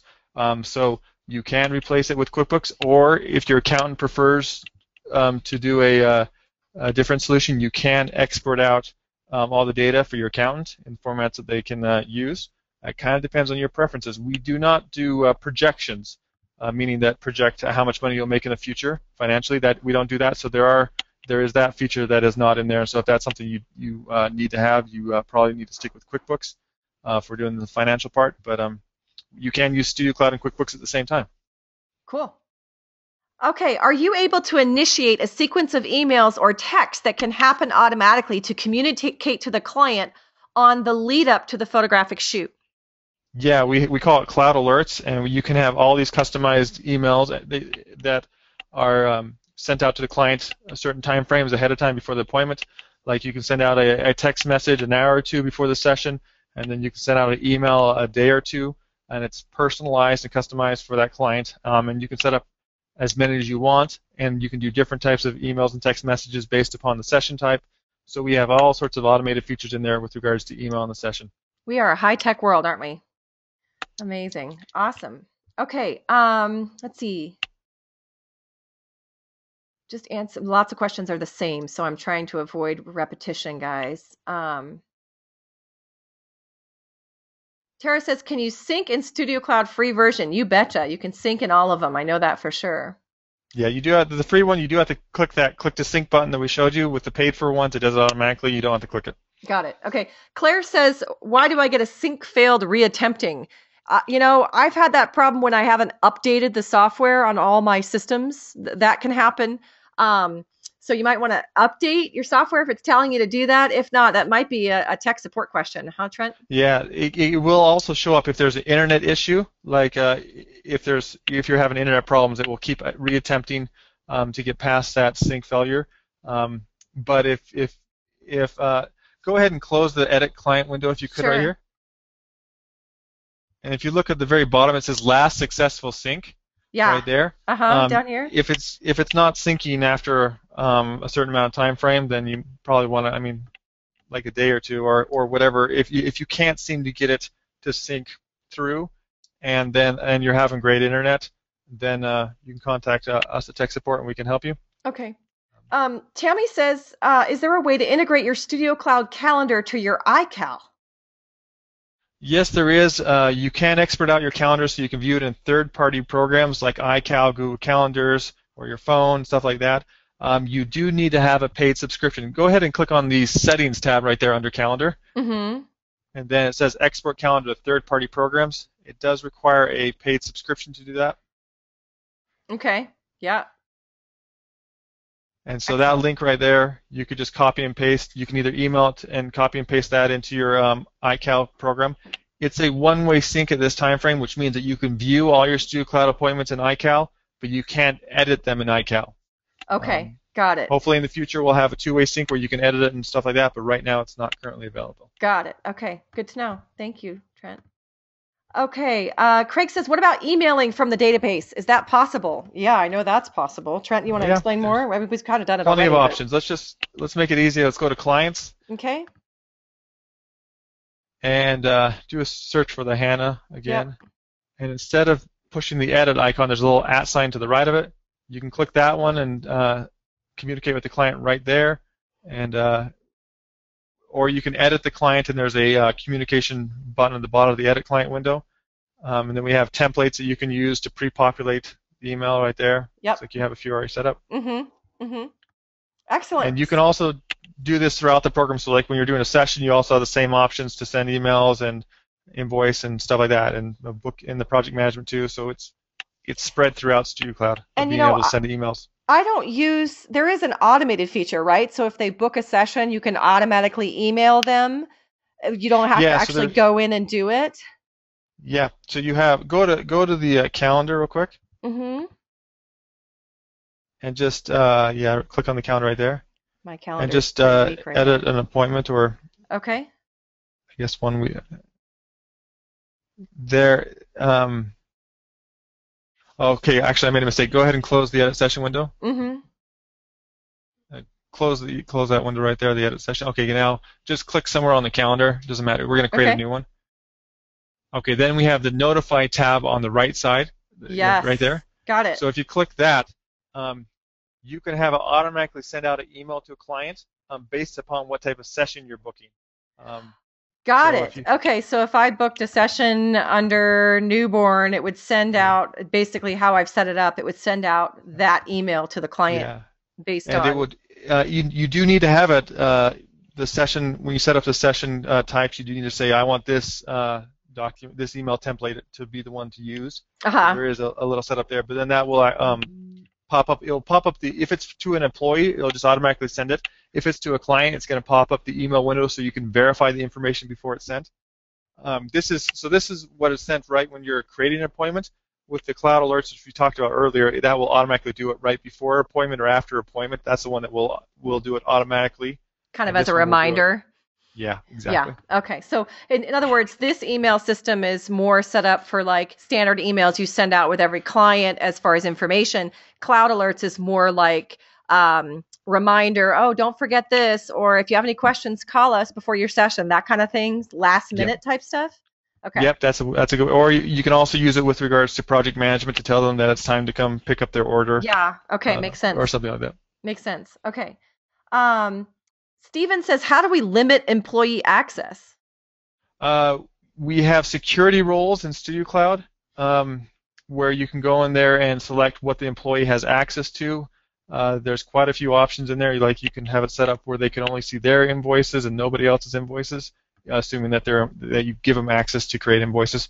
And that's the way to do it. Security roles in StudioCloud. Okay, awesome. You do need the employee boost to do that. Yeah, I don't have that, unfortunately. So, okay, so Santa Anticel says, can we have different commission rates based on dollar amount of sale per employee? Thanks, Michaela. I guess Michaela's online right now. I don't remember. Let me see if I can find that out. I'd actually. You'd think I have everything memorized. But no, are you kidding? There's so much to this software. I don't know how you could. I'd be interested in the answer to that question too, because I'm looking at having my associate photographer sell, and we definitely want to, create different commission rates based on how much they sell, because the more they sell, the more they get, kind of thing. I think that's what she's asking. Right now, the commission rate is a percentage. Okay. So it only supports percentages right now, and you can do it based upon the invoice or based upon the payment. However you want to do it. Okay. There's that option there. Okay. John says, in cloud forms embedded on your site, can a client enter their own credit card to book their session? And I've popped up this right here, Trent. Am I right, in cloud booking, which is kind of an add-on service? Cloud booking does support that. You're right. And that when they're booking an appointment in cloud booking, they can enter their credit card number. In the cloud forms, it does not support credit card numbers at this time frame. Okay. Sounds good. Let's see. Tim says, are you able to create a report that compares monthly sales for the year with previous year's sales? Yeah, we call that a comparison report, and we do not have that in StudioCloud right now. You can export out the data from StudioCloud and compare two different years in Excel, but we don't have the ability in StudioCloud at this time frame to generate the reports in there. Okay. And the reason we don't is that people keep requesting features, and not that one. We add in the features that people request on the forums, and they just aren't requesting that one right now. I would be interested in that for sure. I would definitely request that one, because it's nice to know whether last October was just as good as this October, or better or worse, or kind of how you're doing based on month. Because so many people have different seasons of work. Family portraits increase in the fall, and so how did last year's fall do compared to this year's fall? I can see why that would be helpful information to have. Okay, let's see. Can you track total takings for the day, month by payment method so that you can reconcile merchant totals for the day and total cash check bankings for the day? So they want to do it by payment method, so by credit card, check, cash, that type of thing. We do have reports on that. I'm trying to remember what those reports were called. So if you click on, go to the point of sale, and click on reports. Oh, actually, don't. This is your own. Don't click on I'd rather not. The payment type details button is the third from the bottom. Don't click on it. Just highlight it. Which one? Down, payment type details. Got it. Yeah, that would be it. Don't click on it, though. Okay. Thank you. But that right there would tell you, correct? Yeah. Okay. Excellent. Let's see here. Okay. Let's see. John says, can you explain a portal link to website and benefits? I'm not sure what he's asking. Okay, click on Cloud Services. Cloud Services. Yeah, and then the very first option there is Cloud Settings. Mm-hmm. And there is a online client portal. I assume that's what he's talking about. And that is a web version portal that you can add to your website. And free accounts and paid for accounts can use it. And a client can log in You do have to copy the HTML code into your website, but clients can log in and see their client information. They can see their booked appointments. They can see their invoices, and they can pay for their invoices from that portal. Oh, wow. I didn't know that you had that. That's pretty incredible. Sweet. So if you just go to Client Portal Setup, that'll give you instructions on how to do it, huh? Yeah, and you can just add that to your web page. The value of it is some studios don't want that information on their web page. Some do, and it's just a central location for the client to manage their info. Interesting. Very cool. Okay, Kevin says, am I correct in that if I have the paid version? The best part about it is... Yeah. Sorry, keep going. No, go ahead, Trent. I think our connection's just a little slow, so we're talking over each other. I apologize. Go ahead. Okay. Well, I was just going to say that the reason why you use the client portal is most often to have clients pay for their invoices remotely, so they can just log in and pay. Excellent. Very cool. Okay, Kevin says, am I correct in that if I have the paid version of StudioCloud, it will auto-sync my devices? Even if you have yes, auto-sync. But wait, my system syncs automatically when I open my iPhone, doesn't it, Trent, even though I have the paid version? The Mac and the Windows will automatically sync with the paid version. The iPhone and iPad apps and Android phone apps and Android tablet apps, they do require that you click a sync button on it. Right now, they do not support automatically syncing. Got it. Okay, that makes sense. Okay, let's see here. Mark says, I have imported iCal events but cannot save because of blank name events. I have a few hundred out of more than 13,000 events that need to be deleted. Can I easily select multiple events in the calendar settings import events rather than clicking the trash can a few hundred times? Yeah, let's go click on the calendar. Okay. Click on the agenda. Ooh. And then click on the options on the left side there, and then there's a group operations. This here lets you go through select events missing a calendar type. It lets you have a few delete selected events. So that's where you do group operations to remove multiple items or to edit them and stuff like that. Good. So Excellent. I think that's what he was asking. If not, then go to our live chat and operators and they'll help you through that. And when is live chat operational, Trent, just for my information? Live chat's available from 9 a.m. to 3 p.m. Mountain Standard Time. We do have, so if it's offline, you can go ahead and just leave a message, and it has a little button on our webpage where you can click to leave a message for the operators, and they'll respond by email. Excellent. Well, I have to say here, Trent, we are having a few feature requests for that monthly annual tracking of sales. So great. Just everybody go to our forum and add that in there and vote for it, and we'd love to add it in. Excellent. I will do that. Awesome. Okay, let's see. If you have multiple locations, can you use StudioCloud and have departmental reporting available, separating the location's performance? We only have two more questions, just for your information, Trent. Okay. All right. So what they want to do, if I'm correct, is they want to be able to use StudioCloud in different locations and then to do reporting based upon those different locations. The StudioCloud product is designed for one business. You can use it for scheduling in multiple locations and doing invoice in multiple locations. The reporting, the bookkeeping section is used just for one location. So you'd probably have to export that information out of StudioCloud to QuickBooks for each different location to get the reports. There's some tricks you can do, like naming different session types for different locations so you can run reports. There's tricks you can do to get that information, but the best thing to do would be just to schedule a sales phone call with a sales rep. Okay. And that you can do that on our webpage, and then they can walk through the different options available to you and whether or not it might work for you. Santa says, can we make duplicate forms in Cloud Forms? I think we can, can't we? I'm pretty sure there's a duplicate button there. Let's see, where is it? Cloud Services, Cloud Forms, Manage Forms. Yeah, you can do multiples here. So do a new form, and then you can duplicate. Or you click the duplicate, whatever you want. Yeah, so you can add tons of different forms in here if you want to. Okay, let's see. And the last question was just thanks. Wonderful. Oh, wait, there's one more. Can we schedule a sales call if we're in Australia, the origin of ProSelect?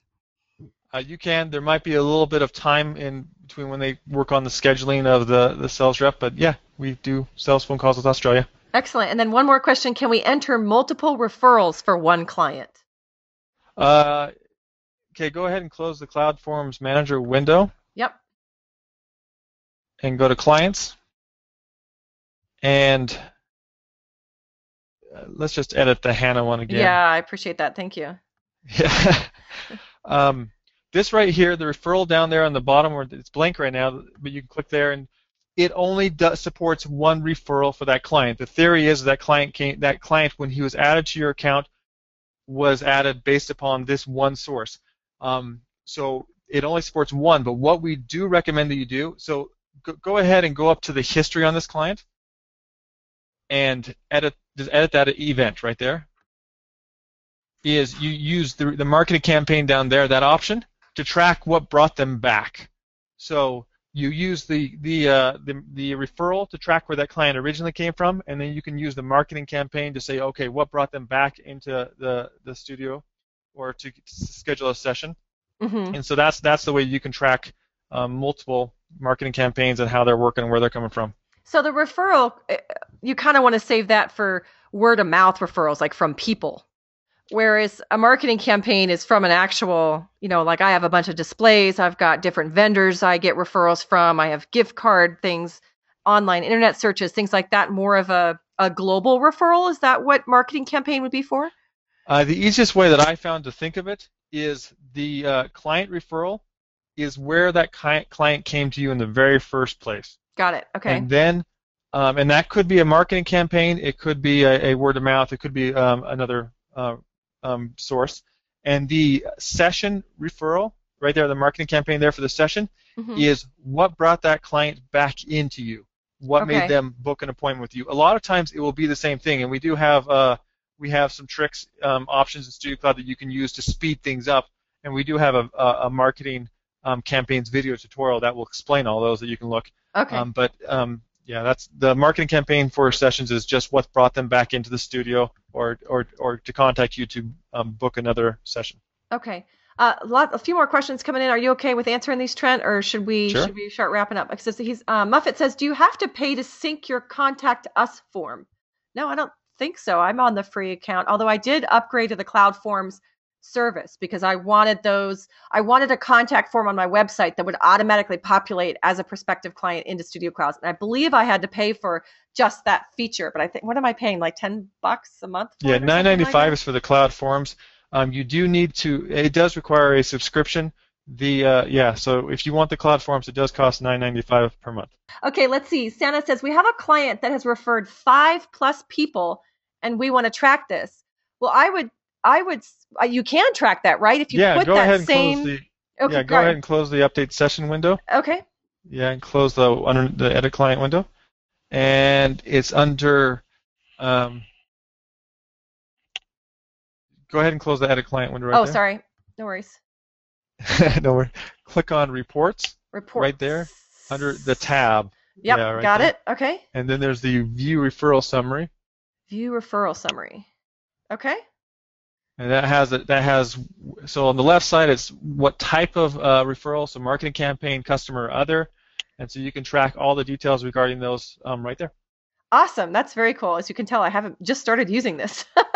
It's great, the referral types, and let me tell you, I feel a little bit like I'm a beginner in StudioCloud, but I mean after 6 months of using it, you get pretty proficient at it. I'm actually feeling rather good about it. And the nice thing is that you can kind of take one thing on at a time. You don't really have to like do it all at once, which is really, really nice. So I know this is information overload for a lot of you guys out there, but try not to be too overwhelmed if you're just starting out with something like StudioCloud and ProSelect, because you can take it in chunks and bites, and then eventually you'll know it so well that it'll just become second nature. Okay, let's see here. Richard asks, can you have multiple customer sign selections? I'm not sure what he's talking about there. Do you know, Trent? Sign selections. Can you have multiple customer sign selections? I'm not really sure what he means. Richard, can you be a little bit more specific about your question for us? That'd be great. Okay, Meredith asked, can you print clients' info from StudioCloud? Good question. Oh yeah, so go click on click the client section right there. Click on the edit of the our favorite client. So you do have the print button at the bottom there. If you click that, it'll give you a few options. Print client details, and you have the Dymo printer options down below it. Sweet. You also can go to the left, and there's a more actions over there. And there's a generate document or contract. You can also generate, so you can do customized printing as well using those that you can use the document templates in StudioCloud to generate one. And it looks like we don't have any set up right now. I don't have any set up yet. No. Very cool. But that's what you could use to do your own custom one to print out all the details you want about a client. Nice. Very cool. Okay. Richard said, those are the disclaimers at the bottom of the page. He said, can you have multiple customer signature selections? Yeah, I think we talked about that, Richard. If I'm in ProSelect, you can. In StudioCloud, it only supports one at this time frame at the bottom of a invoice. Oh, okay. We're talking about the invoice, right? Yeah, I think that's what he's talking about at the bottom of the invoice. ProSelect supports multiple. I thought there was an option to do more than one. Am I not seeing that? Or let's see, point of sale, settings, invoice and receipt. Can't you do more than one signature line here? Oh, yeah, signature lines. I thought he was talking about the additional information on the right side. Oh, got it. Yeah, no, I don't know quite what he's referring to, but hopefully we answered his question. Richard, let us know if we didn't, because sometimes it's internet can make things a little bit vague. So, okay, and then finally, Tim says, will StudioCloud produce a unique barcode that can be attached to the client paperwork and use the barcode scanner to track the workflow stages? That's an advanced feature. That would be kind of cool. We do barcodes for products and services right now where you can print off the priceless barcodes, stuff like that. We don't do it for anything else, but that's definitely something we could do. I just recommend doing the feature request, and we can add it in there if enough people request it. Okay, let's see. It looks like that. Yeah. Oh, Richard said yes, additional information on the right side. He says it's a slow day today. It is a Tuesday. I get it, Richard. So yeah, I guess there's only one option here at the right, correct? Yeah. Okay. Good That's to know. Correct. All right. Well, that looks like that's the end of the questions, at least for now. So thanks, you guys, so much for attending today. And again, I'm going to put the notes in the GoToWebinar control panel chat icon so that you guys can download the notes of what we talked about today. If you're interested in anything that we have to offer, of course, you can get a hold of me through social media. My website, of course, you can contact me through that. Just know you'll be put into my prospective clients in StudioCloud when you do that. And then if you would like to talk to anyone at StudioCloud, you can go to studiocloud.com or support@studiocloud.com. So thank you so much, Trent, for joining us today. I learned a lot as well. So thanks. And I did too. I didn't know a lot of the ProSelect stuff, so I'm excited to learn that. Awesome. Well, we appreciate it. And again, this is being recorded, guys. So I'm going to go ahead and convert it and upload it to Time Exposure here in the next hour. So hopefully it'll be on the website here in the next few days. Okay? Have a great day, everyone. And hopefully we will see you on Creative Live. Take care.